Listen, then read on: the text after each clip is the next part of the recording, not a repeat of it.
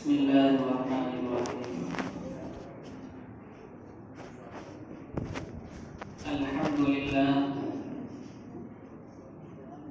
الحمد لله وكفى وسلام على عباده الذين اصطفى. أما بعد فقد قال الله تبارك وتعالى: أعوذ بالله من الشيطان الرجيم. بسم الله الرحمن الرحيم. وما أرسلناك إلا رحمة للعالمين.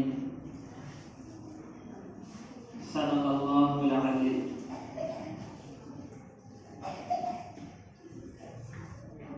محترم حضرات،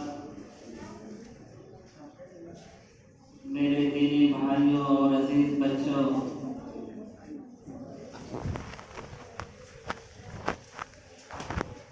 اللہ کی نبی صلی اللہ علیہ وسلم کے نبوت ملنے کے 10ویں سال سن 1090 میں جس وقت آپ کی عمر مبارک 50 سال کو پہنچ چکی تھی، اس سال آپ صلی اللہ علیہ وسلم کے چچا ابو طالب کا انتقال ہو جاتا ہے۔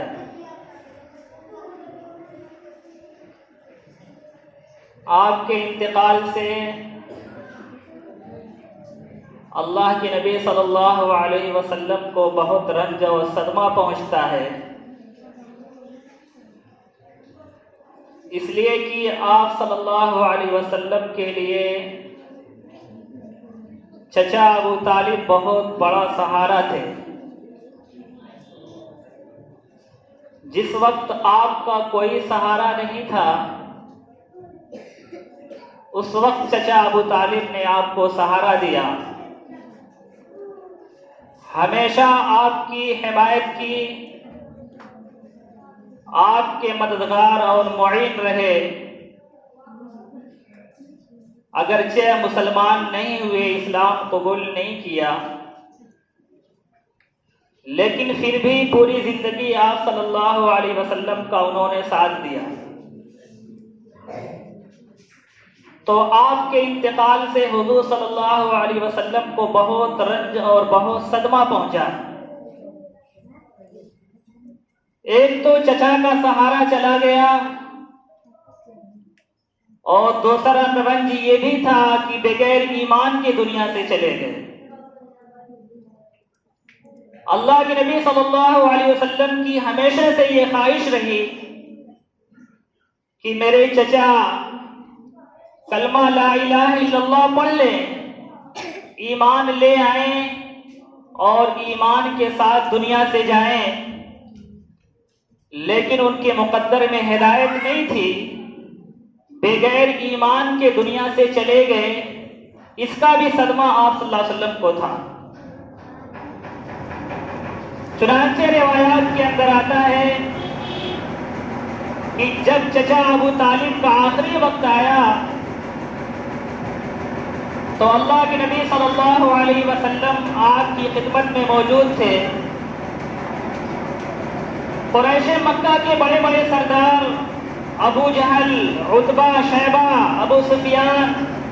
امیہ بن خلف، یہ سرداران بھی موجود تھے۔ اللہ کے نبی صلی اللہ علیہ وسلم نے اپنے چچا ابو طالب سے کہا کہ چچا کلمہ لا الہ الا اللہ پڑھ لیجئے، تاکہ کل قیامت کے دن میں آپ کے لیے اللہ تعالیٰ سے سفارش کر سکوں۔ ان سرداران نے آپ کو شرم دلائی، عار دلائی کہ کیا آپ عبد المطلب کے دین کو چھوڑ کر کے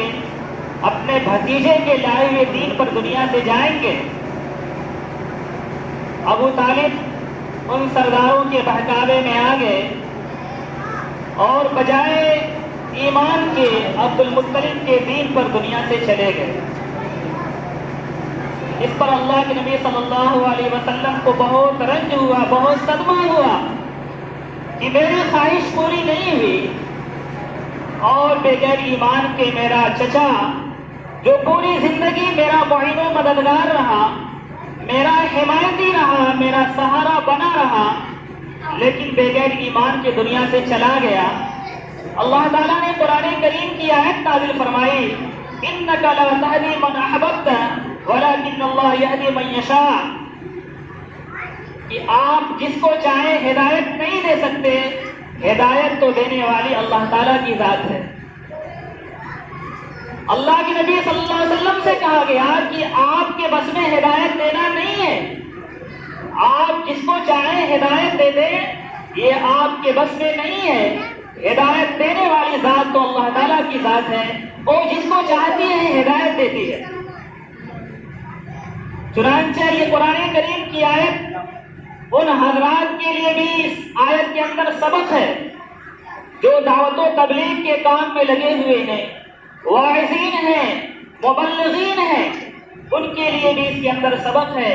کہ اگر ان کی دعوت و تبلیغ سے کسی کی اصلاح نہیں ہوتی، کوئی راہ راست پہ نہیں آتا، تو اس کو رنجیدہ نہیں ہونا چاہیے، اس لیے کہ ہدایت دینا اس کا کام نہیں، اللہ تعالیٰ کا کام ہے۔ جب وقت کا نبی اپنے چچا کو ہدایت نہیں دے سکا تو ہم کیسے اس نبی کی امتی جس کو چاہے راہ راست پہ کیسے لا سکتے ہیں، کیسے ہدایت دے سکتے ہیں؟ بہرحال محبوب چچا کا انتقال ہو جاتا ہے۔ آپ صلی اللہ علیہ وسلم کہتے ہیں میں اپنے چچا کے لیے اللہ تعالیٰ سے دعائے مغفرت کرتا رہوں گا، اللہ تعالیٰ سے اپنے چچا کے لیے معافی مانگتا رہوں گا جب تک کہ اللہ تعالیٰ کی طرف سے مجھے منع نہ کر دیا جائے۔ اس کے جواب میں قرآن کریم کی سورہ توبہ کی آیت نازل ہوئی کہ اس کے اندر اللہ تعالیٰ نے ارشاد فرمایا کہ اے نبی، آپ کے لیے جائز نہیں ہے اور مسلمانوں کے لیے جائز نہیں ہے کہ کفار و مشرکین کے لیے دعائے مغفرت کریں، بعد اس کے کہ یہ بات ظاہر ہو جائے کہ ان کا خاتمہ کفر پر ہوا ہے۔ تو اس آیت کے نازل ہونے کے بعد اللہ کے نبی صلی اللہ علیہ وسلم نے اپنے چچا کے لیے دعائے مغفرت کرنا چھوڑ دیا۔ تو بہرحال چچا کے جانے کا بہت غم تھا، اس لیے کہ ایک بڑا سہارا چلا گیا، ایک بڑے سہارے سے محروم ہو گئے۔ جو چچا پوری زندگی اپنے بھتیجے کا ساتھ دیا اور اپنے لائے ہوئے بھتیجے کے لائے ہوئے دین کے بغیر چلا گیا، اس چچا کے جانے پر اللہ کے نبی کو بہت رنج اور صدمہ ہوا۔ ابھی رنج اور صدمہ کم نہیں ہوا تھا، ابھی صدمے کے اندر تھے کہ چچا کے انتقال کے تیسرے یا پانچویں دن آپ کی بیوی حضرت خدیجہ رضی اللہ عنہا کا بھی انتقال ہو جاتا ہے۔ حضرت خدیجہ رضی اللہ تعالیٰ عنہ جو آپ کی بیوی ہے، زوجہ مطہرہ ہیں، چچا کے انتقال کے تیسرے یا پانچویں دن یہ بھی انتقال کر جاتی ہے۔ آپ کے رنج و صدمے کے اندر اور اضافہ ہو جاتا ہے، آپ اور غمزدہ ہو جاتے ہیں اور آپ پریشان ہو جاتے ہیں کہ آپ کی وہ بیوی جب آپ تخت کرسی کی حالت میں تھے، اس بیوی نے آپ کا مالی تعاون کیا۔ جس وقت آپ کا کوئی مشیر نہیں تھا،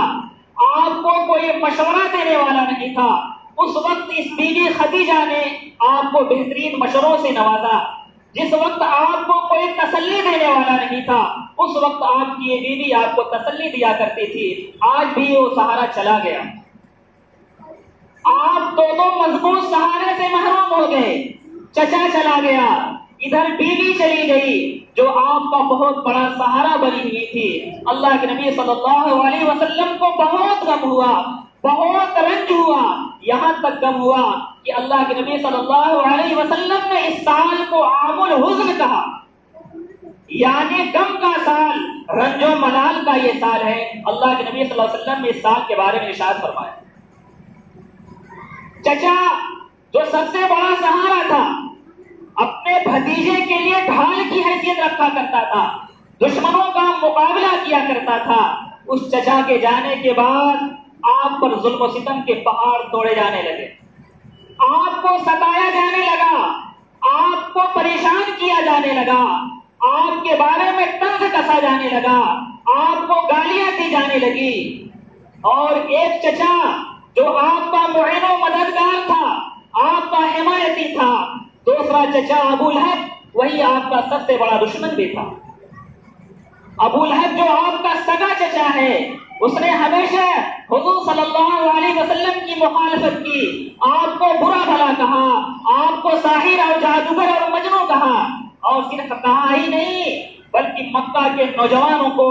اوباشوں کو آپ کے پیچھے لگا دیا کہ حضور صلی اللہ علیہ وسلم کا مذاق اڑائیں، ان کی شان میں گستاخی کریں۔ تو چچا کے سہارے کی چھیننے کے بعد آپ پر ظلم و ستم کے پہاڑ توڑے جانے لگے۔ آپ صلی اللہ علیہ وسلم طائف کا ارادہ فرماتے ہیں، طائف جاتے ہیں دعوت و تبلیغ کے لیے، اپنے لیپالک متبنہ بیٹے زید بن حارثہ کو لے کر کے طائف جاتے ہیں کہ کچھ وہاں بھی دعوت و تبلیغ کا کام کر لیا جائے، ہو سکتا ہے کہ اللہ تعالیٰ وہاں کے لوگوں کو ہدایت دے دے اور اسلام کو ایک قوت مل جائے، ایک طاقت مل جائے۔ چنانچہ حضور صلی اللہ علیہ وسلم زید بن حارثہ کو ساتھ لے کر طائف جاتے ہیں۔ وہاں 3 بھائی وہاں کے سردار تھے، ان تینوں بھائیوں کی خدمت میں جاتے ہیں۔ اللہ کے نبی صلی اللہ علیہ وسلم دعوت و تبلیغ دین کی باتیں ان کے سامنے رکھتے ہیں، لیکن وہ تینوں بھائی اللہ کے نبی صلی اللہ علیہ وسلم کی باتوں کو سننے کے بجائے آپ کی شان میں گستاخی کی، بدتمیزی کی، اور صرف اسی پر اکتفا نہیں کیا بلکہ ان تینوں بھائیوں نے آپ صلی اللہ علیہ وسلم کو اس بات کی دھمکی کی اس بستی کو خالی کر دو، اور صرف اسی پہ اکتفا نہیں کیا بلکہ طائف کے نوجوانوں کو، اوباشوں کو، بدماشوں کو اور غلط قسم کے لوگوں کو آپ کے پیچھے لگا دیا۔ اور آپ صلی اللہ علیہ وسلم کے پیچھے لگے ہوئے ہیں، تالیاں بجا رہے ہیں، آپ صلی اللہ علیہ وسلم کی شان میں گستاخی کر رہے ہیں، پتھروں کی بارش کر رہے ہیں، آپ صلی اللہ علیہ وسلم کا جسم مبارک زخم سے لہو لہان ہو جاتا ہے، آپ زخم خوردہ ہو جاتے ہیں، زخمی ہو جاتے ہیں۔ آپ کا غلام زید بن حارثہ وہ پیارے آقا صلی اللہ علیہ وسلم کی حفاظت کرنا چاہتا ہے، وہ چاہتا ہے کہ وہ پتھر جو میرے محبوب پہ چلایا جا رہا ہے میرے جسم کو زخمی کر دے، لیکن میرا محبوب محفوظ رہے۔ لیکن کہاں تک اپنے محفوظ کی حفاظت کر سکتا ہے؟ اللہ کے نبی صلی اللہ علیہ وسلم زخمی ہوتے ہیں، زید بن حارثہ زخمی ہوتے ہیں، اور زخم کی وجہ سے جب تکلیف بڑھ جاتی ہے آپ صلی اللہ علیہ وسلم زمین پہ بیٹھ جاتے ہیں۔ تو طائف کے اوباش، یہ بدماش قسم کے لوگ ہاتھ اٹھا کر کے آپ کے نبی صلی اللہ علیہ وسلم کو اٹھا دیتے ہیں اور پھر پیچھے تالیاں بجاتے ہیں، آپ پر پتھر کی بارش کرتے ہیں۔ ہم سوچیں کہ پیارے آقا صلی اللہ علیہ وسلم کی اس وقت کیا کیفیت ہوگی کہ جس طریقے سے آج محلے کے اندر کوئی پاگل دیوانہ آ جاتا ہے، کوئی شرابی کبابی آ جاتا ہے، تو گاؤں اور محلے کے بچے پیچھے پیچھے مذاق گسا کرتے ہیں، تالیاں بجاتے ہیں، مارتے ہیں، اینٹیں چلاتے ہیں۔ اس طریقے سے پیارے آقا صلی اللہ علیہ وسلم پر طائف کے سفر میں اینٹ چلائی گئی، آپ کو گالیاں دی گئی، آپ کو برا بھلا کہا گیا، آپ کے جسم مبارک پر اینٹ کی بارش کی گئی، آپ کو لہو لہان کر دیا گیا، آپ کے جسم مبارک کو زخمی کر دیا گیا۔ روایات کے اندر یہاں تک آتا ہے کہ آپ کو اتنا مارا گیا کہ زخموں کی تاب نہ لا سکے، بے ہوش ہو کر کے گر گئے۔ اللہ کے نبی صلی اللہ علیہ وسلم بے ہوش ہو کر کے گر گئے۔ حضرت زید بن حارثہ رضی اللہ تعالیٰ عنہ آپ کے اپنے کندھے پہ اٹھاتے ہیں اور اللہ کے نبی صلی اللہ علیہ وسلم کو اٹھانے کے بعد ایک باغ میں لے کر کے جاتے ہیں، وہاں آرام فرماتے ہیں۔ اللہ تعالیٰ کی رحمت متوجہ ہوتی ہے، عذاب کے فرشتوں کو اللہ تعالیٰ حکم دیتا ہے، عذاب کے فرشتے آپ کی خدمت میں آتے ہیں، اللہ کے نبی صلی اللہ علیہ وسلم سے اجازت مانگتے ہیں کہ اگر آپ اجازت دیں تو ان دونوں پہاڑوں کو آپس میں ملا دو، یہ بستی جو ان دونوں پہاڑوں کے بیچ میں واقع پس جائے، ختم ہو جائے۔ لیکن قربان جائیے آقا صلی اللہ علیہ وسلم پر، اس رحمت والی ذات پر جس کو اللہ تعالیٰ نے پورے جہان کی رحمت بنا کر کے بھیجا، اس نبی نے اجازت نہیں دی۔ نبی نے کہا کہ نہیں، اگر یہ لوگ میرا لایا ہوا دین قبول نہیں کریں گے، ممکن ہے کہ ان کی اولاد میں سے کوئی میرا لایا ہوا دین قبول کر لے۔ اللہ کے نبی نے معاف کر دیا۔ اللہ تعالیٰ کے نبی صلی اللہ علیہ وسلم نے تمام زخموں اور ظلم و ستم کو سہنے کے باوجود اپنے دشمنوں کو معاف کر دیا اور اس آئے ہوئے فرشتوں کو اللہ کے نبی نے واپس بھیج دیا، اور اللہ کا کرنا ایسا ہوا کہ کچھ ہی دنوں کے بعد طائف کے تمام لوگوں کو اللہ تعالیٰ نے ہدایت دی اور مذہب اسلام کو قبول کر لیا۔ تو یہ طائف کا سفر اللہ کے نبی صلی اللہ علیہ وسلم کی زندگی کا ایک دردناک سفر تھا۔ چنانچہ صحیحین کی روایت میں ہے کہ عائشہ صدیقہ رضی اللہ عنہا نے اللہ کے نبی سے پوچھا کہ اے اللہ کے نبی، کیا احد کا جو دن آپ پر بہت زیادہ سخت تھا، جس دن آپ کے دندان مبارک کو شہید کیا گیا، آپ کے چہرے مبارک پر خون کی کڑیاں گھس گئیں، اس احد کے دن سے بھی زیادہ سخت کوئی دن آپ پر آیا؟ تو اللہ کے نبی نے فرمایا کہ ہاں، وہ طائف کا دن تھا جو احد کے دن سے بھی زیادہ سخت تھا، جس دن میں طائف کے اندر لوگوں کو دعوت و تبلیغ کے لیے گیا تھا، جس دن میرے جسم مبارک پر لوگوں نے پتھروں کی بارش کی تھی اور میں بے ہوش ہو کر کے گر پڑا تھا، وہ دن میری زندگی کا سب سے سخت دن تھا۔ بہرحال تو چچا کی انتقال کے بعد،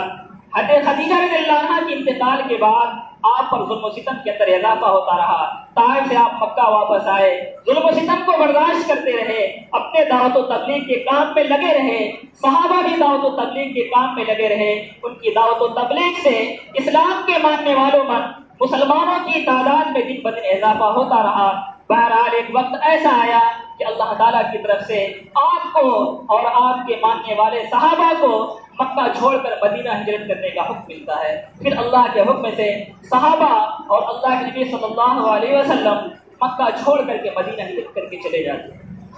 اللہ تعالیٰ تمام مسلمانوں کو اپنے پیارے آقا صلی اللہ علیہ وسلم کی سیرت کو پڑھنے اور ان پر عمل کرنے کی توفیق عطا فرمائے۔